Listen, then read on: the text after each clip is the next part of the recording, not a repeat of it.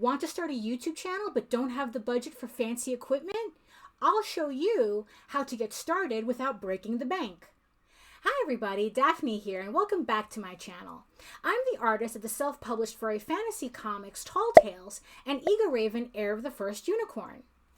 Before we get started, check out my artwork at the galleries and social media sites next to me here, and don't forget to subscribe and click on the notification bell so you can get notified whenever I upload a new video.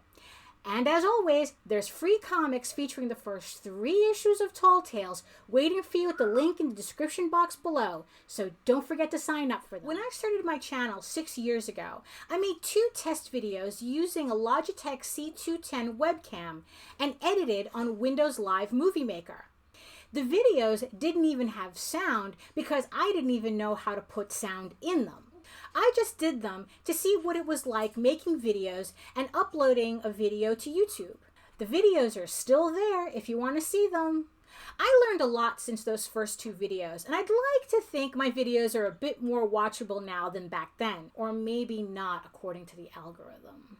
I started really taking making content for YouTube a bit more seriously last year because I really do want to share my art and techniques with all of you and to build my art channel. But there was one rule I made sure to stick through for my entire YouTube journey so far. Keep it cheap. At this moment, I'm currently demonetized because about a while ago, YouTube changed up their criteria for monetization.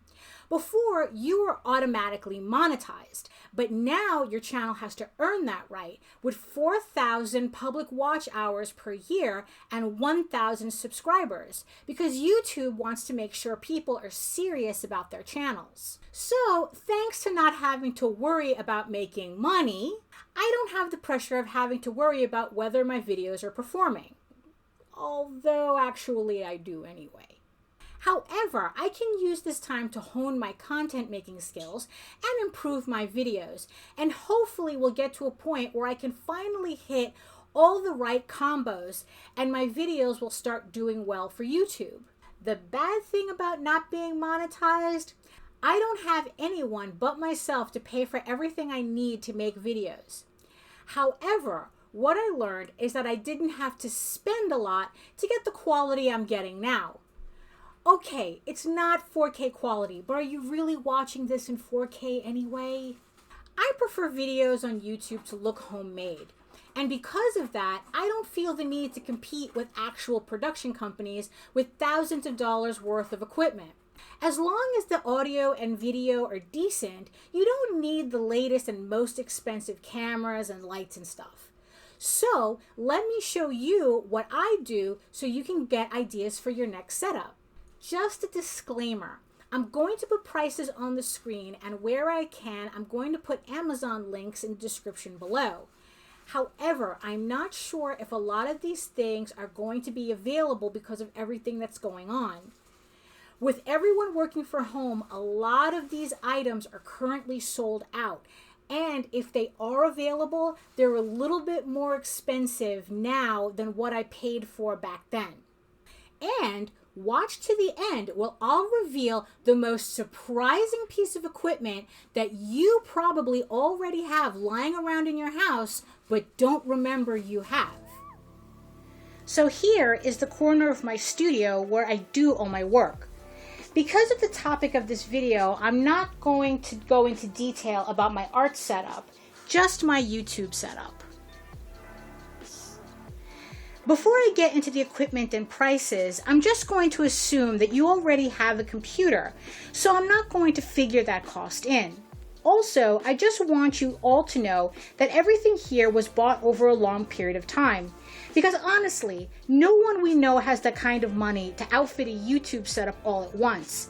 And if you did, I don't think you'd actually be concerned about doing it on the cheap. But I digress. First, we're going to start on the side where I have everything connected to the iMac. Here is where I do most of my recording. I have 3 Logitech cameras. 1 C920 and 2 C922. These cameras cost me $99 each and are probably the second most expensive pieces of equipment I have, again, not counting the computers. I have them set up for different shots. Here, you have the overhead setup on a flexible clamp mount holder. I have the face camera here and a side camera. I usually only use the two because the computer gets a bit persnickety over how many cameras are plugged in at the same time. Now, the one piece of advice I got that really stuck with me is that it doesn't matter if you have the most expensive camera in the world if your lighting is garbage. So I really spent a lot of time setting up my lighting. You'll be amazed at how good you look when you're lit correctly. Now, I do have a window here that gets a lot of natural light, but there are just times you do need the extra support if it's cloudy or you can't record when the sunlight is just right. These lights are from the Limo Studio lighting kit that also comes with different sized tripods and diffuser umbrellas. Because I didn't want to have tripods everywhere, I set up my lights to take up as little space as possible. I also created mini diffuser boxes out of tracing paper because the lights are really bright when they're on and you don't want to be squinting in your videos. Just don't leave the lights on unattended. The lights do get hot and I'm not sure if I created a flammable risk situation here. So I always make sure to turn them off the second I'm done. Here I have them on each side of my filming area. And in the center, I have this mini tabletop ring light. And of course, you can't have a filming setup without a microphone. The blue Snowball Ice. Everything I film here goes through OBS Studio, which is a free downloadable program. Now, if you are using a Mac, you will already have iMovie for editing and Keynote if you want to get fancy with some animations. So your setup can actually end here. However, I don't use the Mac for editing, so after I get all my footage done, I take everything over to my PC. Now here are the most important pieces of my equipment. The Turtle Beach headphones for editing, and the Yeti microphone for voiceovers. This is the most expensive item in the collection at $129, again, not counting the computers. But I have seen this go on sale for $99. Here, I use the Cyberlink Power Director 365 to edit my videos. I pay for the annual plan at $51.99 a year because I like that they automatically update the program. And I also get access to their libraries of stock footage, special effects, and transitions. If you don't like paying for a subscription, you can also buy Power Director 18 Ultimate for $129.99. There are also some other subscriptions that I pay for in conjunction with everything. I pay $15 a month for Epidemic Sound, where I get all my music and sound effects from. You can just use the YouTube music library for free, but after a while you begin to recognize how many people use the same free music and it gets a bit annoying. You can also find other copyright-free music sources on YouTube, but I've heard too many stories of people getting into trouble with them when the musicians ultimately decide they want to pull permissions and all these videos suddenly get copyright strikes. So I just feel it's safer to just pay for access and not worry about it. I also pay $43.20 a year for TubeBuddy, which is a YouTube plugin that helps you optimize your channel setup and analytics. I'm still learning how to use it, but I really feel it's worth the money if you want to take your channel to the next level. Now, here's a couple of items that I don't use currently, but still keep handy just in case. The Amazon Basics lightweight tripod is just that. I like it because it's very tall, but I haven't needed it since I set up my overhead camera with the clamp mount. Here is a Sony digital voice recorder with a lapel microphone in case you need to do voiceovers or your camera microphone can't do distance very well. What I like about this is that the USB is right here, so you don't have to worry about pulling out chips or anything to transfer the data. You just plug it into your USB and you have access to everything. This is the Limo Studio table tripod. I got this to do overhead shots, but the legs tend to get in the way, so I wasn't crazy about it.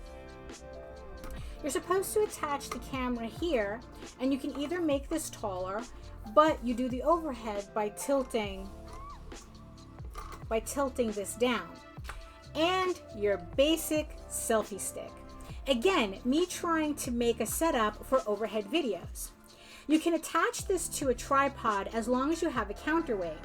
I just had this on a bookshelf with books keeping it in place.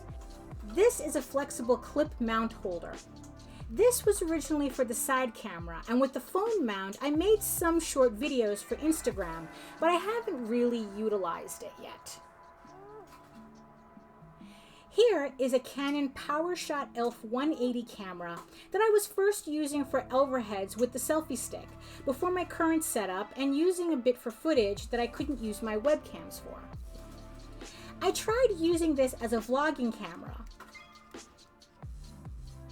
but one, I realized vlogging wasn't really my thing, and two, it only records for about 20 minutes at a time, which got old really fast when I was doing overhead demos. I don't like equipment I have to babysit, but it beats spending $600 if you're not sure vlogging is something you want to do.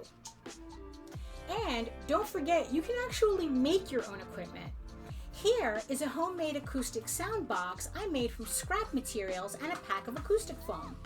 It's for when you need a cleaner sound from your microphone when doing voiceovers. And as promised, here's the item that caught me by surprise and now has become a regular part of my setup. It's my old Samsung Galaxy S2. That's right, an S2. I had wanted to replace the ELPH with a better camera, but I wasn't sure I wanted to spend the money on something I wasn't really sure I actually wanted or needed. Until one day I was looking for something, and at the bottom of the storage box was this. It's not broken, it's just upgraded.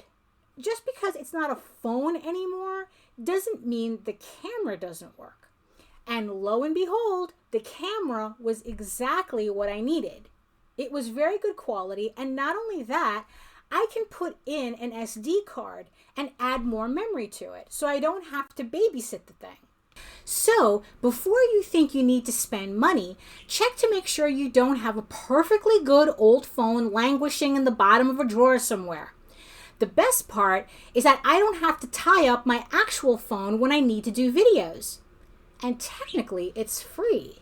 So thank you so much for making it this far and watching to the end of my video. I hope you found it informative, or at least a little entertaining.